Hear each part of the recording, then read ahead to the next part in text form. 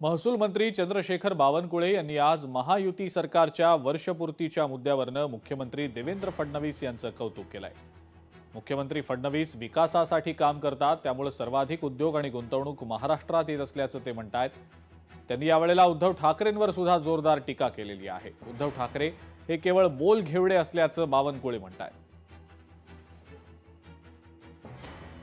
उद्धव ठाकरे सरकारच्या काळामध्ये उद्धव ठाकरेच्या खिशाला पेन नव्हता, त्यामुळं ते सही करायचे नाही, करारावर सह्या करायचे नाही किंवा त्यांचं प्राधान्य तुम्हाला माहिती आहे की त्यांचं प्राधान्य कधी विकसित महाराष्ट्र नव्हता, विकसित मुंबई नव्हती। त्यांचं प्राधान्य हे केवळ बोलघेवडेपणाला होतं। मग एकनाथ शिंदेजींनी हे सरकार सांभाळलं।